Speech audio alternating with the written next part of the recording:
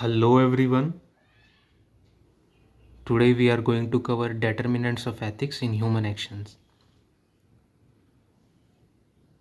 Before going further, I want to list 2 or 3 points regarding this topic. In my opinion, number one is, it is one of the most important topic in unit number 1. Number 2 is, this topic, determinants of ethics, is also beneficial for us in our daily life as well. Because जब भी हम dilemma या फिर ambiguity में फंस जाते हैं कि क्या चीज़ सही है या फिर क्या चीज़ गलत है, अगर हमें उसका पता करना हो, then this topic is going to help us immensely. And number 3 is, it is also helpful to analyze case studies in a clear manner. तो टॉपिक स्टार्ट करने से पहले हम एक सिचुएशन लेते हैं. I want to ask one question और let us take a case जिसके अंदर a person has been died और has been killed by someone, यानी कि किसी की मौत हो रही है, कोई मर जाता है और डिफरेंट इंस्टेंसेस उस किलिंग के हम डिस्कस करते हैं. And after that you have to analyze or you have to answer what is more ethical or what is unethical, or what was the reason behind your priority or your marking of being ethical or unethical over each instance. तो सबसे पहले हम देख लेते हैं कि doctor जब operation कर रहा होता है पेशेंट का, तो पेशेंट मर जाता है. when a particular doctor treating a patient while doing operation, the patient dies. Number 2 is when a soldier shot down an enemy or terrorist on the border.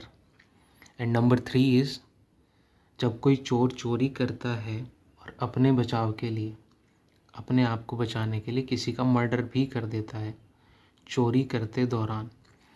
And number 4 is defence में, जब आप अपने defence में किसी को मार देते हैं. In defence when you killed someone. तो 4 इंस्टांसेस हैं, चारों के अंदर जो एक्ट हो रहा है वो किलिंग का हो रहा है, यानी कि समवन हैज़ बिन किल्ड. लेकिन चारों की जो कंटेक्स्ट है, जो सिचुएशन है, वो अलग अलग है. तो हमें क्या करना है, हमें ये बताना है कि what is ethical and what is unethical and what is more ethical in nature. So इसी तरीके के क्वेश्चंस को आंसर करने के लिए, जो हमारा टॉपिक है determinants of ethics, is going to be very helpful for us. तो स्टार्ट करते हैं. डिटर्मिनेंट ऑफ एथिक्स की एक बात और इम्पॉर्टेंट है. जब हम बात करते हैं एथिक्स की, जो एथिक्स का रिलेशन है, it is limited up to human beings. हमने पढ़ा था पहले कि सोसाइटी से इसका रिलेशन होता है, ना कि किसी और चीज़ से. एंड सोसाइटी जो बनाते हैं वो हमेशा ह्यूमन बींग्स बनाते हैं, एनिमल्स की कोई सोसाइटी नहीं होती. तो इसी बेसिस पे हम ये कह सकते हैं, जो एथिक्स की अगर हम बात करेंगे तो कभी भी हम उसको एनिमल्स के ऊपर इम्प्लीकेट नहीं करेंगे या फिर अप्लाई नहीं करेंगे. कि जैसे कई लोग मजाक में ये कह देते हैं कि जब कोई नॉन वेजिटेरियनिज़म को डिफेंड कर रहा होता है बेसिकली, कि जब शेर खाता है डियर को या फिर रैबिट को, क्या वो अनएथिकल नहीं है. तो उसका सिंपल सा लॉजिकल आंसर ये है कि जो एथिक्स की बात होती है, जब हम एथिक्स की बात करते हैं, तो it is not applicable on animals, it is limited up to human beings. Because जो कॉन्शियसनेस का लेवल है ये ह्यूमन बींग्स का इतना ज़्यादा है कि हम एथिक्स और मोरालिटी की बात कर रहे होते हैं. In case of animals, they do not have such type of consciousness level, therefore they are aloof from this domain. तो उसी के बेसिस पे हमें बहुत इजीली बता सकते हैं. लेकिन अगर फिर भी आप उसको एनालॉजिकली उसी सिचुएशन को शेर और डियर वाली को अप्लाई भी करते हैं एथिक्स के मामले में, तो भी हम उसका आंसर दे सकते हैं with the help of this topic. So that is why it is more interesting. तो सबसे पहले हम ये समझ लेते हैं कि ह्यूमन एक्शन होता क्या है, बिकॉज ह्यूमन एक्शन से ही रिलेटेड हमेशा एथिक्स होता है। एथिक्स जो डील करता है हमेशा ह्यूमन एक्शन से करता है। And important thing is not all actions of humans are human actions, यानी कि सभी इंसान जो कार्य करता है वो सभी ह्यूमन एक्शन के दायरे में नहीं आते। Then what is human action? तो ह्यूमन एक्शन फिर डिफाइन किया गया है कि ह्यूमन एक्शन वो होता है which contains free will, knowledge, voluntariness simultaneously, यानी कि इन तीनों का होना बहुत ज़रूरी है एक साथ। अगर इनमें से कोई एक चीज़ भी मिस होती है तो उस एक्शन को फिर ह्यूमन एक्शन नहीं कहा जाएगा। अब यहाँ पे फ्री विल का क्या मतलब है? फ्री विल का यहाँ पे मतलब ये है हैविंग नंबर ऑफ चॉइसेस। इसका मतलब you must have at least 2 choices to select something और to do something when you are performing something. फिर उसकी नॉलेज होनी चाहिए, जो आप एक्ट कर रहे होते हैं उसकी नॉलेज होना भी बहुत ज़रूरी है कि आप जो एक्ट कर रहे हैं उसका कॉन्सिक्वेंस क्या होने वाला है। देन आप वॉल्यूंटरीली उसको परफॉर्म कर रहे हो तभी उसको ह्यूमन एक्शन कहा जाएगा, यानी कि आपको फोर्सफुली वो काम नहीं कराया जा रहा हो तभी उसको ह्यूमन एक्शन के दायरे में हम रखेंगे।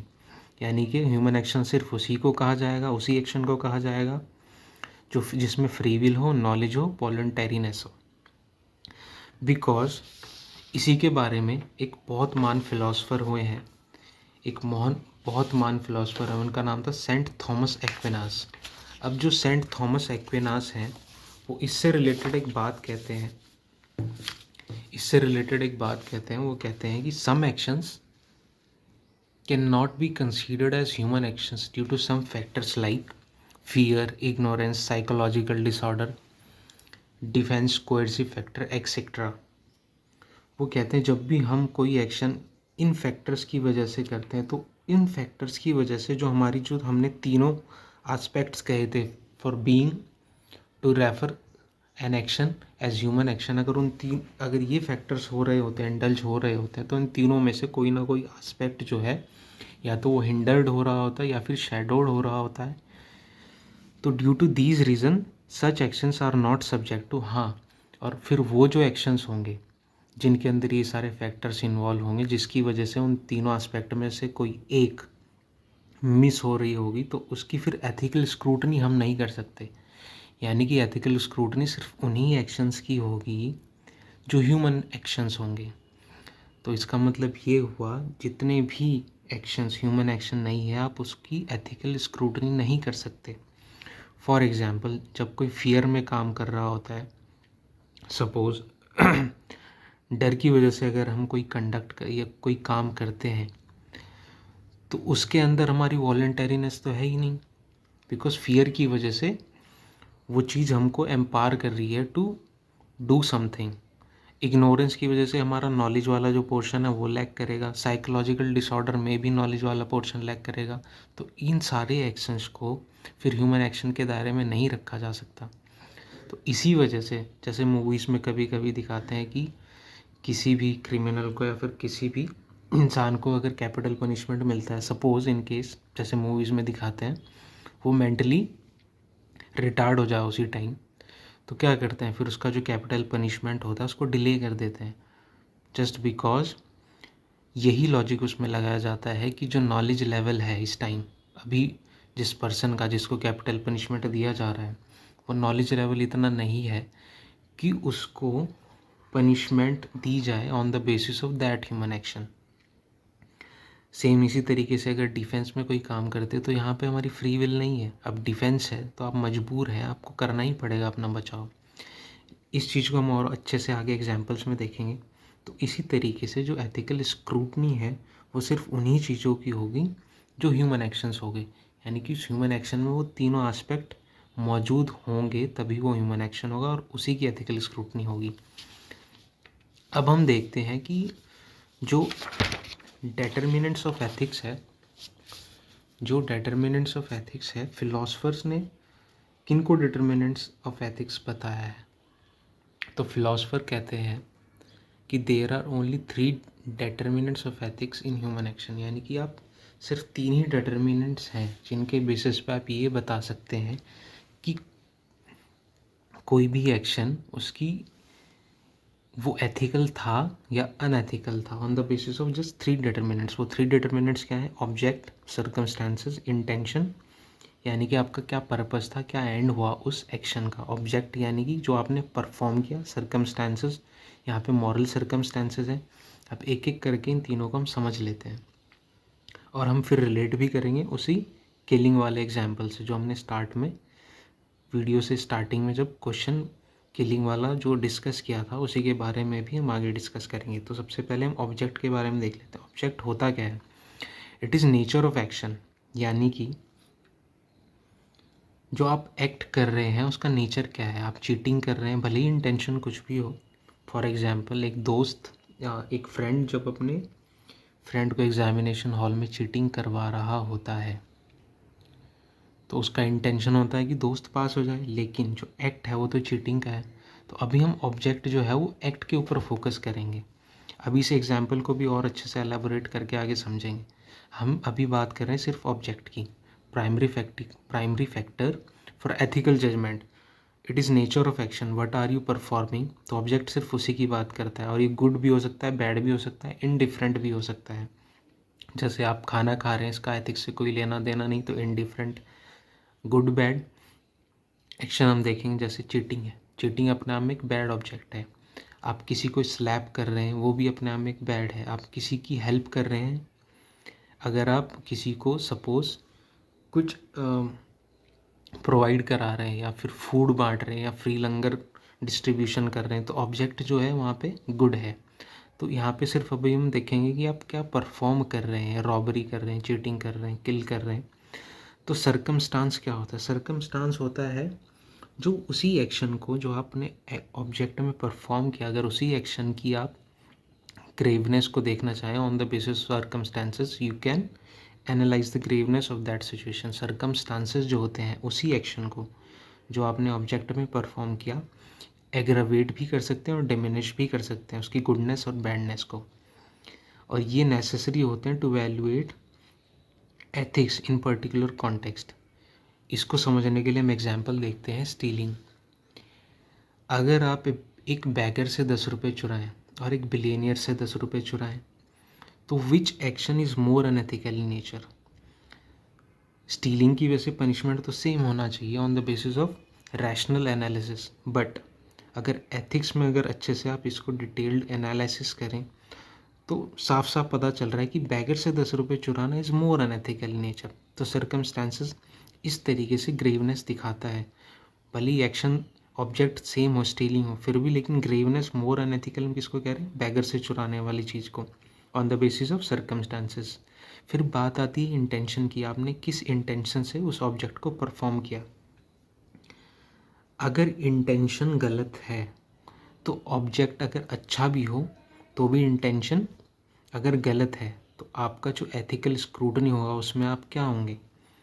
आप अनएथिकल कहलाए जाएंगे। इंटेंशन का मतलब आप किस पर्पस से उस काम को कर रहे हैं, रिवेंज की वजह से, जेलसी की वजह से, वेलफेयर की वजह से, या ट्रीटमेंट करना चाह रहे थे। अब इन्हीं चीज़ों को और अच्छे से समझने की कोशिश करते हैं। हम एक एग्जांपल लेते हैं कि अगर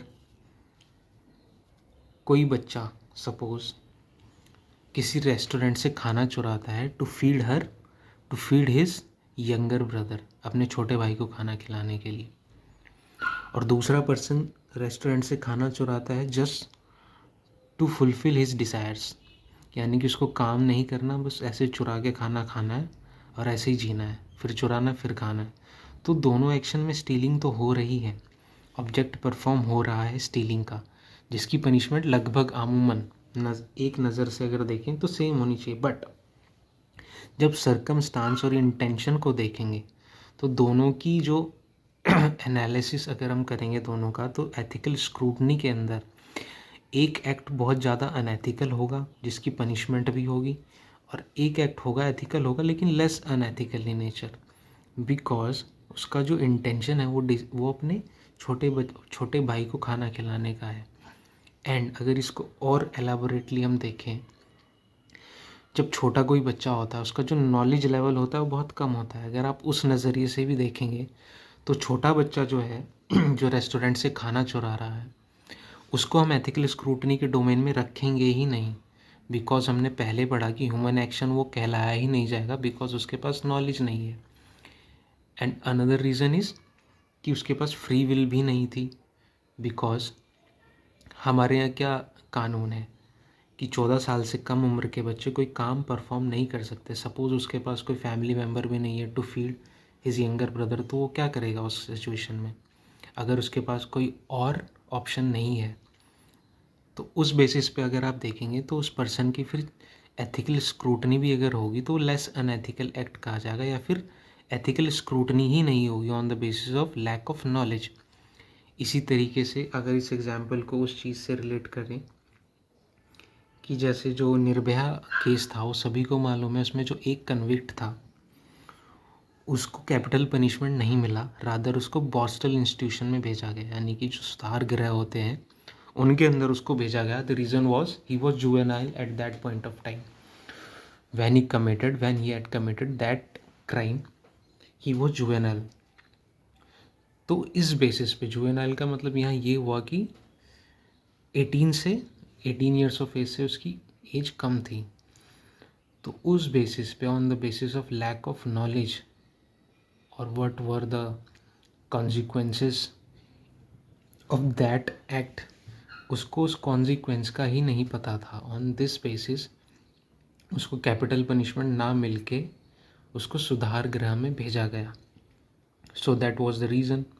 इस तरीके से ही जो एडजुडिकेशन होता है इन कोर्ट्स, तो वहाँ पे क्या होता है कि तीनों एक्शंस को समराइज़ किया जाता है, यानी कि तीनों को एक साथ रख के देखा जाता है और फिर देखा जाता है कि कौन सा किसी दूसरे के ऊपर डोमिनेंट हो रहा है, यानी कि तीनों एस्पेक्ट में से कौन सा एस्पेक्ट डोमिनेंट हो रहा है, उसी के बेसिस पे फिर एथिकल स्क्रूटनी होती है।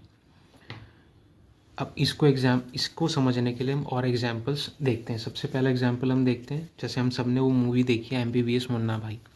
अब उसके अंदर क्या हो रहा होता है, जो संजय दत्त होता है, जो हमारा कैरेक्टर है, हीरो है उस मूवी के अंदर, वो किसी और डॉक्टर को फोर्स करता है बाय किडनैपिंग और बाय उनके जो पिता होते हैं दूसरे डॉक्टर के, उनको पकड़ लेते हैं और फोर्सफुली इस डॉक्टर से चीटिंग करवाई जाती है by hero in that movie. तो यहाँ पे क्या है, जो उस डॉक्टर ने वो एक्ट किया चीटिंग का, तो वो खुद की वॉलंटरीनेस से तो नहीं किया, वो फोर्सफुली था। तो उस डॉक्टर का जो एक्ट है, यहाँ पे जो एक्ट होगा वो ह्यूमन एक्शन की अगर डोमेन में रखेंगे तो उसकी एथिकल स्क्रूटनी ही नहीं होगी, तो उसको एथिकल स्क्रूटनी के दायरे में रखा ही नहीं जाएगा। अनदर एग्जाम्पल हम देखते हैं। अब कोई फ्रेंड जब एग्जामिनेशन हॉल में किसी अपने फ्रेंड को चीटिंग करा रहा हो, तो उसने जो ऑब्जेक्ट परफॉर्म किया, यानी कि जो एक्शन था वो चीटिंग का था, लेकिन उसकी इंटेंशन तो अच्छी थी कि भाई दोस्त का भला हो जाए, दोस्त पास हो जाए। बट यहाँ पे जो ऑब्जेक्ट जो उसने स्टीलिंग की है, जो ऑब्जेक्ट है वो इतना ज़्यादा गलत था। He was helping him by cheating. Cheating अपने आप में इतना बैड कंडक्ट है कि उसने जो उसकी इंटेंशन है उसी को ही एक्लिप्स कर लिया, यानी कि ऑब्जेक्ट यहाँ पे डोमिनेंट हो जाएगा और जो एथिकल स्क्रूटनी होगी इस एक्ट को कहा जाएगा अनएथिकल इन नेचर। एंड उसकी पनिशमेंट भी शायद उसको उसकी पनिशमेंट भी मिले। अब हम एक और एग्जांपल देखते हैं। जब माता पिता अपने बच्चे को स्लैप करें टू रिस्ट्रिक्ट और टू रिफ्रेन हिम और हर, कि आप ऐसा कोई भी कंडक्ट ना करें जो गलत हो मोरालिटी के बेसिस पे, एथिक्स के बेसिस पे। तो जो स्लैप किया गया अपने आप में एक ऑब्जेक्ट बैड है, स्लैप करना किसी को बैड है, लेकिन उसका इंटेंशन जो था वो बच्चे को सही करना था। तो यहाँ पे इंटेंशन इतना डोमिनेट हो जाएगा कि जो ऑब्जेक्ट था उसको शैडो कर लेगा, और जो एथिकल स्क्रूटनी होगी तो उस एक्ट को एथिकल ही माना जाएगा, जब तक कि वो स्लैप ऐसा ना हो कि बच्चे को बहुत तरीके से बुरी तरीके से टॉर्चर ना किया गया हो। तो फिर ऑब्वियसली उसमें ऑब्जेक्ट जो होगा वो डोमिनेट हो जाएगा और एथिकल स्क्रूटनी में फिर वो कंडक्ट अनएथिकल हो जाएगा। सेम इसी तरीके से और एग्जांपल देखते हैं। हम देखते हैं कि जैसे स्पेस एक्सप्लोरेशन होता है, अगर उस रॉकेट को लॉन्च करते टाइम किसी साइंटिस्ट की या किसी भी एस्ट्रोनॉट की अगर डेथ हो जाती है, अगर वो बर्स्ट हो जाता है in between during launch time, तो जो यहाँ पे उस एक्ट को क्या कहा जाएगा, एथिकल और अनएथिकल। इस एक्ट को जो इसका मेन इंटेंशन था, जो सर्कमस्टांस था, बेसिकली यहाँ पे सर्कमस्टांस अपने आप को डोमिनेट करेगा। सर्कमस्टांस क्या था? ड्यूटी क्या था? Space exploration. अब स्पेस एक्सप्लोरेशन के लिए वो उस एक्ट को परफॉर्म कर रहे थे, उनका इंटेंशन भी सही था, सर्कमस्टांस भी सही था। तो जो ऑब्जेक्ट हुआ, उनकी जो डेथ हुई ड्यू टू नेग्लिजेंस या कोई भी टेक्निकल ग्लिचेस की वजह से, तो यहाँ पे उनका जो डेथ हुई उसको आप ये नहीं कह सकते कि बहुत अनएथिकल हुआ उनके साथ, उसका आप कंपनसेशन दे सकते हैं बशर्ते, लेकिन it shouldn't be come into the domain of unethical conduct.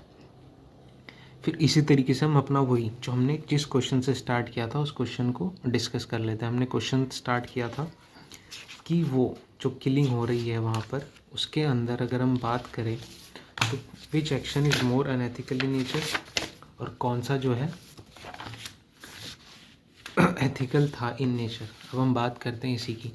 अब डॉक्टर जो है वो ऑपरेशन के दौरान अगर पेशेंट मर जाता है डॉक्टर से, तो डॉक्टर की इंटेंशन क्या थी वहाँ? इंटेंशन थी ट्रीटमेंट, वेलफेयर, यानी कि जो सर्कमस्टांस और इंटेंशन थे वो दोनों ज़्यादा ओवर पावर कर लेंगे जो एक्ट हुआ, यानी कि जो उसकी मृत्यु हुई, उसकी जो मौत हुई पेशेंट की, उसको एम्पावर कर लेगा, उसको शैडो कर लेगा जो डॉक्टर का इंटेंशन था और सर्कमस्टांस था। तो इस तरीके से इस एक्ट को हम कहेंगे कि इट इज़ नॉट एथिकल भी कहेंगे या अनएथिकल भी नहीं कहेंगे। तो इसको न्यूट्रल भी कह सकते हैं या फिर एथिकली नेचर कह सकते हैं। फिर हम सोल्जर की बात करते हैं, उसने एनिमी को मारा, तो सोल्जर का जो एक्ट है to protect nation, to protect integrity और सोवरेनिटी ऑफ द नेशन, उसको बचाने के लिए उसने जो एनिमी को मारा है, फिर टेररिस्ट को मारा, उसके लिए उसको मेडल भी दिया जाएगा, इस किलिंग में उसको मेडल भी दिया जाएगा, बिकॉज यहाँ पे जो इंटेंशन था वो इतना ज़्यादा डोमिनेंट था ऑब्जेक्ट के ऊपर या सर्कमस्टांस के ऊपर कि उसको मोर एथिकल इन नेचर की कैटेगरी में रखा जाएगा। अब चोर वाले एक्शन को, एक तो ऑब्जेक्ट आपका गलत, आप चोरी कर रहे हैं, ऊपर से आप मर्डर कर रहे हैं अपने बचाव के लिए, तो it is more unethical in nature. अब डिफेंस की अगर बात करें, जैसा हमने स्टार्टिंग में देखा था, या तो ह्यूमन एक्शन की ये अरीना में ही नहीं आएगा, अगर आता भी है तो आप डिफेंस के बेसिस पे आप किसी के हाथ पैर तोड़ दें तो वहाँ तक जायज़ है, लेकिन किसी को मार देना इट्स अ बिगर थिंग। तो इसके लिए हो सकता है एडजुडिकेटिंग बॉडी आपको पनिशमेंट दे सके, लेकिन इस एक्ट को आप लेस अनएथिकल ही कहेंगे, बिकॉज इसमें जो किसी को मारा गया it is just because to defend himself और हरसेल्फ। उसका जो इंटेंशन था वो सिर्फ डिफेंस का था, ना कि किसी को मारने का इंटेंशन था। वो अननोइंगली उसकी डेथ हो जाती है, तो इसका जो डोमिनेंट फैक्टर होगा वो इंटेंशन होगा। तो इस वजह से इन सारे केसेस में हमने देखा कि एक्ट तो एक ही, ऑब्जेक्ट एक ही है, लेकिन अलग अलग सर्कमस्टांसेस की वजह से, अलग अलग इंटेंशन की वजह से, जो उनका लेवल ऑफ एथिक्स की जो हम जब बात करेंगे तो विच एक्शन इज़ अनएथिकल और अनएथिकल हम ईजिली आइडेंटिफाई कर सकते हैं on the basis of determinants of ethics. That is why this topic is important in our daily life as well to decide some situations. अब वही अगर शेर और हिरन का एग्जाम्पल लें तो उस एग्जाम्पल में भी क्या था, अगर हम उसको एनालॉजिकली भी इम्प्लाई करें एथिक्स की डोमेन में, तो हम क्या कह सकते हैं कि शेर जो है वो घास नहीं खाता, ही कैन नॉट ईट ग्रास। अगर वो घास खा सकता तब हम कहेंगे कि शेर ने जो है बहुत इमोरल एक्ट किया है, फिर अनएथिकल काम किया है। अगर अगर उसके पास ऑप्शन होता, but he can not eat grass, that is why he has only one option to eat flesh. अब वो हिरन हो, चाहे रैबिट हो, चाहे कुछ और हो, तो आप उसको एथिकल स्क्रूटनी में फिर रख ही नहीं सकते on the basis of lack of free will. So इस तरीके से वैसे तो एनिमल्स के ऊपर एथिक्स अप्लाई होगा भी नहीं, बट अगर फिर भी आप एनालॉजिकली इसको अप्लाई करेंगे तो इस तरीके से भी हम उस एक्ट को डिस्क्राइब या फिर बता सकते हैं, एनालाइज कर सकते हैं कि क्या सही था, क्या गलत था, व्हाट वाज एथिकल और what was unethical in nature. So that is for the day. I hope कि मैं अच्छे से समझा पाया हूँ। अगर फिर भी आप लोगों को कुछ समझ ना आया हो तो you can comment below the video. Hope I will try to tackle your questions. In the next lecture. तब तक के लिए thank you, bye bye, take care.